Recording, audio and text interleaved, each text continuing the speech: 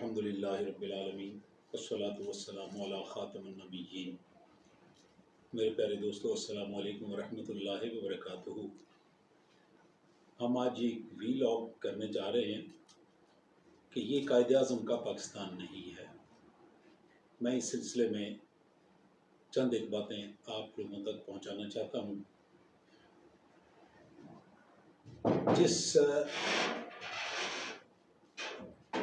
جس پاکستان کا خواب قائد اعظم نے دیکھا تھا یا جس کی کوشش کی تھی اور جو بنایا، یہ وہ نہیں تھا جو وہ چاہتے تھے۔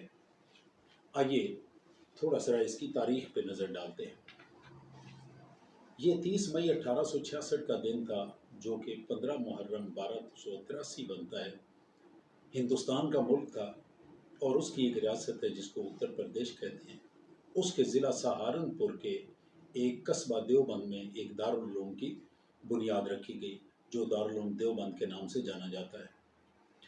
محمد قاسم نانوتوی، سید محمد عابد دیوبندی، فضل الرحمان عثمانی رحمۃ اللہ تعالی علیہم اس پائے کے لوگ تھے جنہوں نے اس دارالعلوم کی بنیاد رکھی۔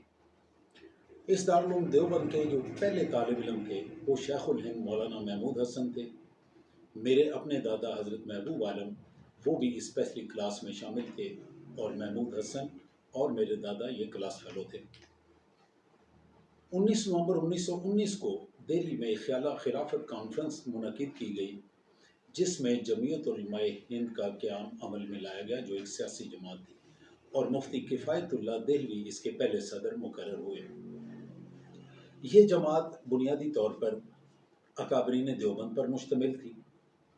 اسی جماعت کے زیر اہتمام 8 جنوری سن 1938 کو دہلی کے صدر بازار میں ایک جلسہ منعقد ہوا، جس میں مولانا حسین احمد مدنی نے خطاب کیا، اور اس خطاب کے دوران انہوں نے یہ ایک جملہ بیان کیا۔ انہوں نے فرمایا، چونکہ اس زمانے میں قومیں مذہب سے نہیں بنتی بلکہ اوطان سے بنتی، اوطان سے مراد وطن کی جمع، کہ وطنوں سے بنتی ہیں، اس لیے مسلمانوں کو چاہیے کہ وہ اپنے وطن، اپنے مذہب یعنی اسلام کی بجائے اپنی قومیت کی بنیاد پر بنائیں۔ اس کا تھوڑا سا مطلب یوں سمجھ لیجئے کہ اس نظریہ کے مطابق کسی بھی جغرافیائی حدود میں بسنے والی قوم وہ ایک قوم ہے۔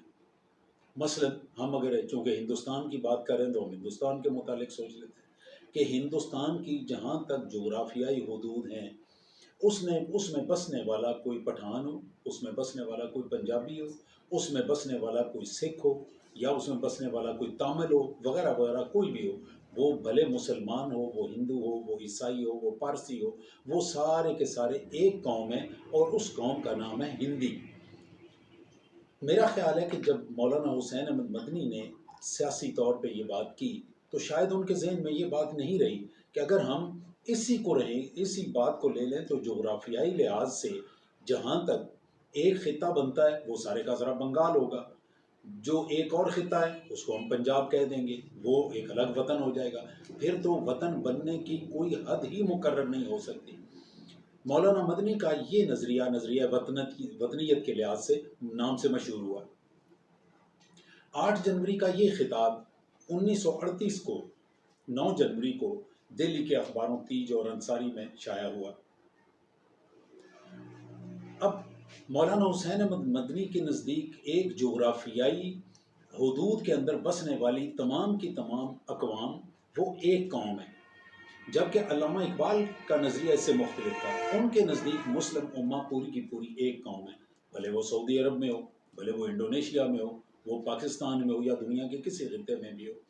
علامہ اقبال کا نظریہ قومیت پہلے پیش کر چکے تھے، لیکن جس وقت نظریہ وطنیت سامنے آیا تو نظریہ وطنیت اور نظریہ قومیت یہ بالکل ایک دوسرے کی ضد کے طور پہ سامنے آئے۔ اب علامہ اقبال اس کے متعلق کیا سمجھتے تھے؟ وہ کہا کرتے تھے، اپنی ملت پر قیاس اقوام مغرب سے نہ کر، خاص ہے ترکیب میں قوم رسول ہاشمی۔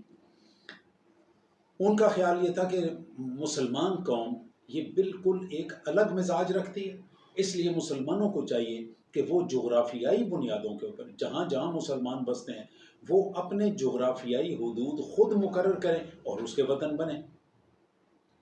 اقبال نے جب مولانا مدنی کا نظریہ وطنیت سنا، اس پر وہ بہت جذبوز ہوئے اور انہوں نے اس پہ فارسی کی ایک 3 شعروں پر مشتمل نظم لکھ ڈالی۔ میں وہ نظم آپ کے سامنے پیش کرتا ہوں۔ عجم ہروز نہ داند رموز دیں ورنہ ز دیوبند حسین احمد اینچے بلا جبیز، کہ عجم کے لوگوں کو ابھی تک دین کے راز سمجھ نہیں آ سکے۔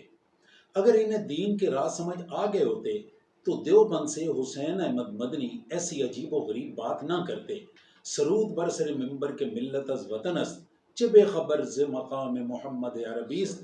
یہ بات کرنا کہ مسلمان قوم وطن سے بنتی ہے، یہ تو بالکل ایسے ہے جیسے ممبر پہ بیٹھ کے باجا بجانا ہو، اور یہ محمد عربی صلی اللہ علیہ وآلہ وسلم کے مقام سے بالکل بے خبری کی علامت ہے۔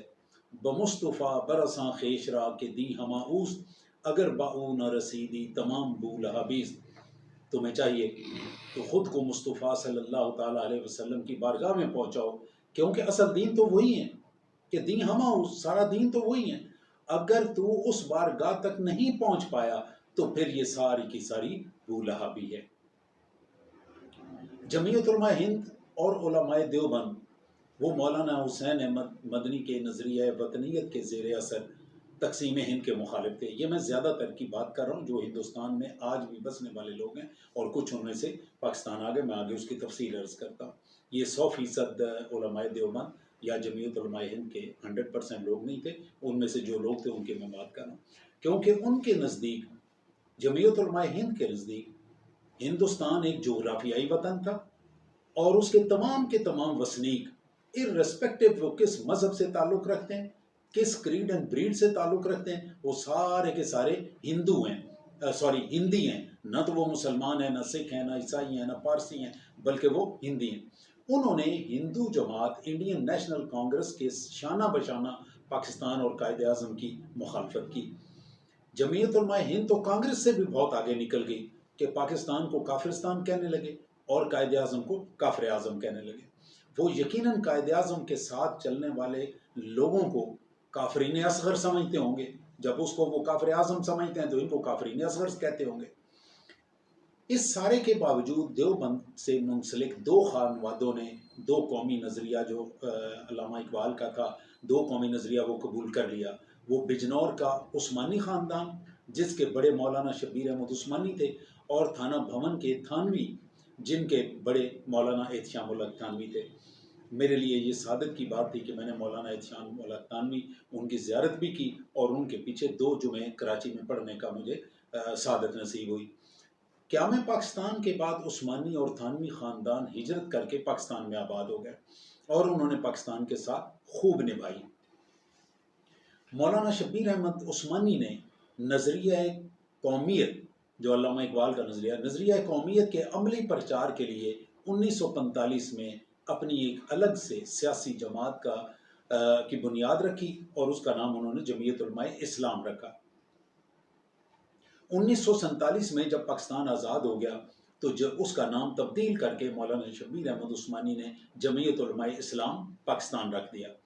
جمعیت علماء اسلام کی عمارت مولانا شبیر احمد عثمانی سے مختلف حضرات سے ہوتی ہوئی 1968 میں مولانا مفتی محمود تک پہنچی، اور اکتوبر 1980 میں جب ان کا انتقال ہو گیا تو ان کے انتقال کے بعد ان کے صاحبزادے مولانا فضل الرحمان کے پاس آئی، اور اکتوبر 1980 سے لے کر اس وقت تک اس کی صدارت مولانا فضل الرحمان کے پاس ہے۔ مولانا مفتی محمود اور ان کے بہت سارے ساتھیوں نے پاکستان بننے سے 2 سال قبل مولانا شبیر احمد عثمانی کی جمعیت علماء اسلام میں شمولیت اختیار کر لی، لیکن تاریخ بتاتی ہے کہ ان لوگوں نے، یہ میں مولانا مفتی محمود اور ان کے ساتھ کا جو گروپ تھا ان کی بات کر رہا ہوں، کہ انہوں نے 2 قومی نظریہ قبول تو کر لیا لیکن اسے پوری طرح ہضم نہیں کر پائے، جس کی ایک مثال مولانا مفتی محمود کا 1974 میں جمعیت علماء اسلام کے جو اس وقت اس کے صدر تھے، انہوں نے قومی اسمبلی میں کھڑے ہو کر آن ریکارڈ یہ بات کی کہ ہم اللہ تعالیٰ کا شکر ادا کرتے ہیں کہ ہم پاکستان بنانے کے جرم میں شریک نہیں تھے۔ انہوں نے یہ والے ریمارکس ایکسپنج بھی نہیں کروائے۔ اب ان کے جو صاحبزادے ہیں مولانا فضل الرحمان، انہوں نے اس سلسلے میں کیا حصہ ڈالا؟ 9، 10، 11 اپریل سن 2001 کو پشاور میں خدمات دارالعلوم دیوبند کانفرنس منعقد ہوئی۔ اس وقت جمعیت علماء ہند کے صدر مولانا اسد مدنی مرحوم تھے، جن کا انتقال 6 فروری 2006 کو ہوا، جو کہ مولانا حسین احمد مدنی کے بڑے بیٹے تھے۔ ان کے ذمہ گورنمنٹ آف انڈیا نے یہ کام لگایا کہ آپ نے اس کانفرنس میں قرارداد کشمیر پاس نہیں ہونے دیں، تو وہ تشریف لائے۔ انہوں نے آ کے مولانا فضل الرحمان کو اس بات پہ اکسایا اور یہاں تک راضی کیا کہ اس 3 روزہ کانفرنس میں کشمیر کی قرارداد پاس نہیں ہو سکی۔ اب یہ ذہن میں رہے کہ اس قرارداد سے کوئی کشمیر آزاد نہیں ہو جانا تھا، یو این کی قراردادوں سے نہیں ہوا تو ہمارے اس قرارداد سے کون سا ہو جانا تھا۔ اصل میں ایک انٹرنیشنل لیول پہ یہ پیغام جاتا ہے کہ پاکستان کے بسنے والوں میں فلانی کمیونٹی جو ہے وہ کشمیر کے متعلق اپنی کیا رائے رکھتی ہے۔ پھر ہمارے یہی والے حضرات محمد علی جناح کو آج بھی قائد اعظم کہنے سے حتی الامکان پہلو تہی کرتے ہیں۔ مولانا ارشد مدنی جو 8 فروری سن 2006 سے جمعیت علماء ہند اے گروپ کے صدر ہیں، ان کی صدارت میں تقسیم ہند کے حوالے سے جمعیت علماء ہند کا تازہ ترین موقف میں انہی لفظوں میں آپ کو پڑھ کے سناتا ہوں۔ جمعیت کا درہ امتیاز ہے کہ خالص مولویوں کی جماعت ہونے کے باوجود تقسیم ہند کی مخالفت کرنے والوں میں یہ تنظیم سر فہرست تھی، اور محمد علی جناح کے نعروں پر یقین کرنے کی بجائے ہم نے سیکولر ہندوستان کی ترجمانی کی اور تقسیم کی شدید مخالفت کی۔ جن اکابرین دیوبند نے پاکستان کی حمایت کی، انہیں ہمارے وفود نے تقسیم کے نقصانات سے آگاہ کیا اور یہ حقیقت آشکار کی کہ مسلمانوں کی بھلائی متحدہ ہندوستان میں ہے، جبکہ تقسیم سے صرف نقصان ہے۔ آج حقیقت حال دنیا کے سامنے ہے۔ 75 سال گزر جانے کے باوجود پاکستان ہر محاذ پر ناکام ہے۔ اسلامی شریعت کا نفاذ تو دور کی بات، سیاسی اور معاشی استحکام میں بھی پاکستان زوال پذیر ہے۔ یہ جمعیت علماء ہند کا تازہ ترین موقف ہے۔ آئیے اس پہ تھوڑا سا میں تبصرہ کرتا ہوں، تو آپ کو بھی اس تبصرے میں شامل کرتا ہوں۔ جمعیت علماء ہند کے اس تبصرے کے بعد آئیے ایک تجزیے میں دیکھتے ہیں کہ آج سن 2022 میں ہندوستان کی آبادی 1 ارب اور 50 کروڑ نفوس پر مشتمل ہے، جس میں 20 کروڑ مسلمان ہیں۔ سکھ قوم، ان کی آبادی 2 کروڑ 80 لاکھ ہے ہندوستان میں۔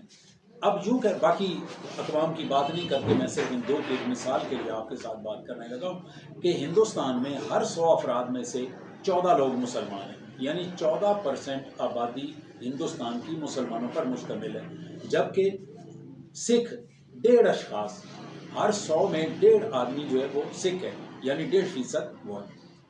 اب آپ دیکھ لیجئے کہ 1.5% سکھ ہندوستان میں بڑی شان کے ساتھ زندہ ہے۔ انہوں نے پچھلے سال پنجاب میں ان کے کچھ زرعی مطالبات تھے، مودی صاحب مان نہیں رہے تھے، پورا سال انہوں نے احتجاج کیا اور پورے 1 سال میں وہ اپنا سارے کے سارے مطالبات منوا کے واپس آئے۔ اس کے مقابلے میں جو 14% مسلمان ہیں، جن کے متعلق جمعیت علماء ہند یہ کہتی ہے کہ مسلمان سیکولر ہندوستان میں 14% یعنی 20 کروڑ کی تعداد میں ہونے کے باوجود ان کی نسل کشی، قتل و غارت، سرے عام ریپ، شہریت بل کا شکار، جس پر نہ احتجاج نہ مذمت۔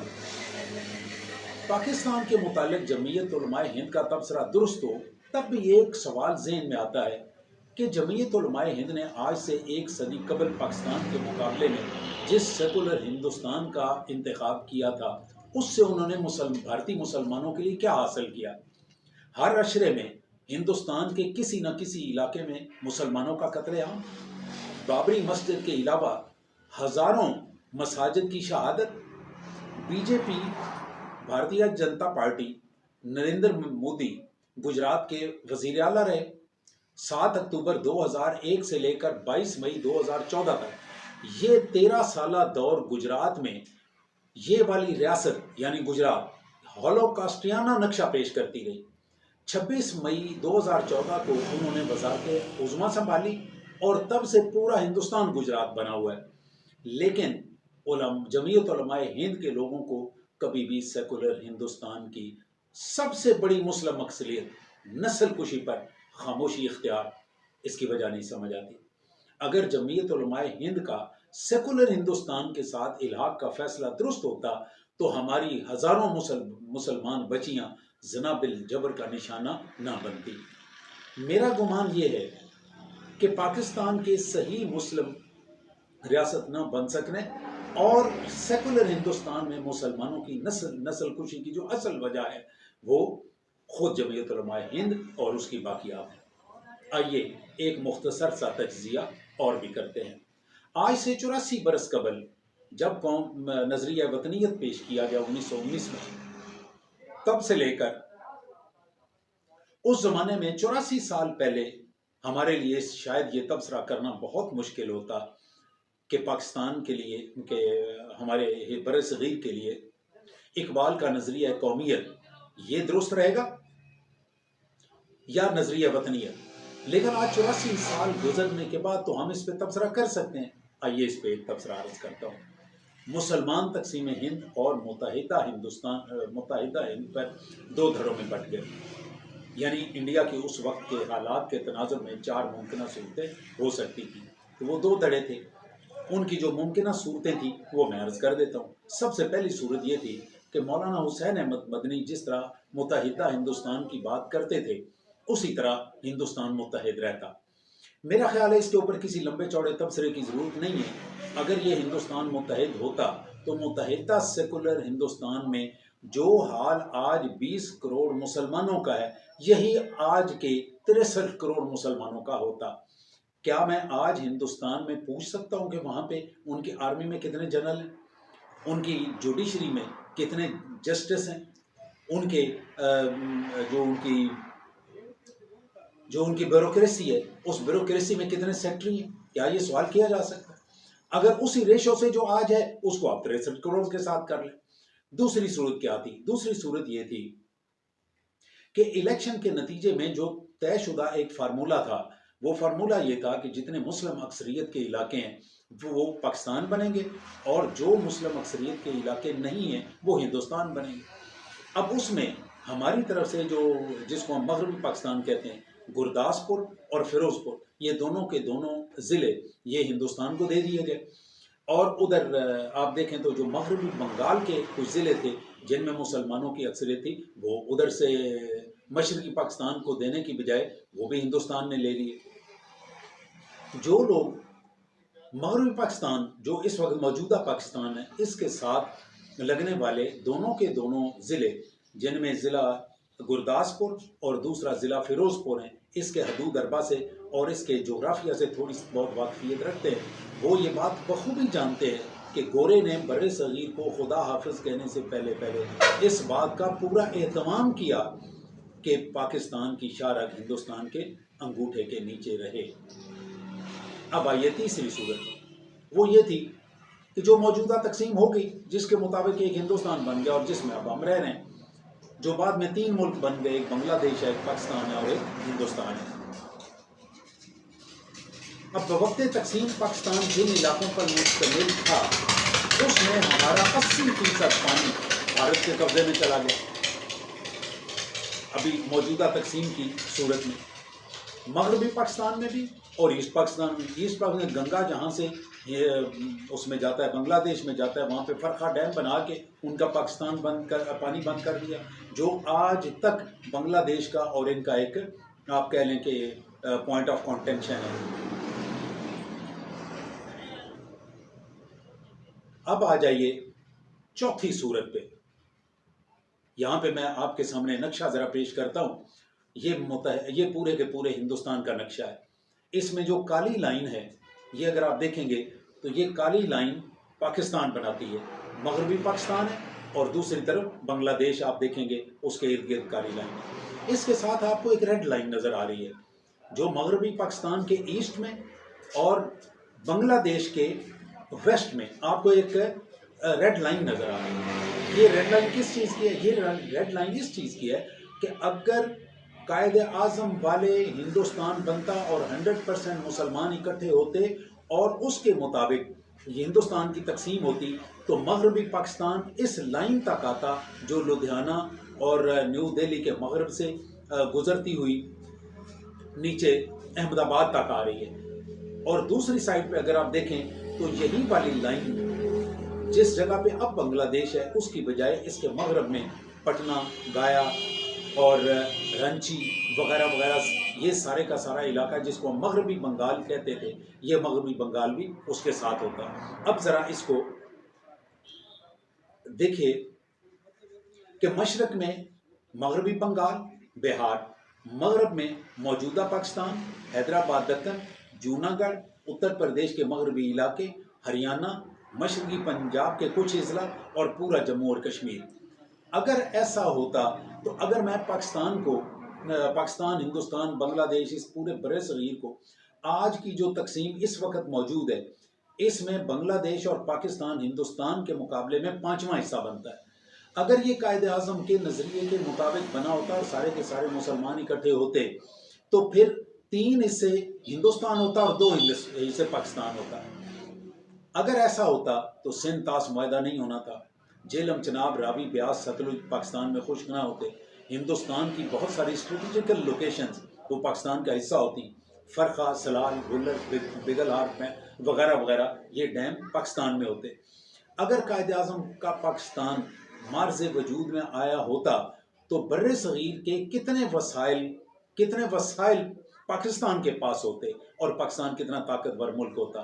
آئیے اس کے اوپر یہ جملہ سنیے کہ جس پاکستان نے بنا وسائل، افراتفری، دہشت گردی، بین الاقوامی طاقتوں کی مخالفت، پاکستان کی اندرونی سازشوں کے باوجود ایٹمی طاقت، جنگی جہاز، آب دوزیں، سیٹلائٹس، میزائل سسٹم وغیرہ بنا لیے، اگر پاکستان قائد اعظم کے تصور کے مطابق بنا ہوتا تو پھر ہم کتنی بڑی طاقت ہوتے۔ آل انڈیا مسلم لیگ کا پاکستان کا نقشہ، میں اس موقع پہ مولانا مودودی ان کو خراج تحسین پیش کرتا ہوں۔ انہوں نے پاکستان کی مخالفت کی، لیکن جس دن پاکستان بنا میں نے اس بندے اور ان کے ساتھ ملنے والے ان کی جماعت کے کسی بندے سے پاکستان کی مخالفت نہیں سنی، بلکہ انہوں نے پاکستان کی حفاظت میں جو کچھ ان سے بن پڑا انہوں نے کیا۔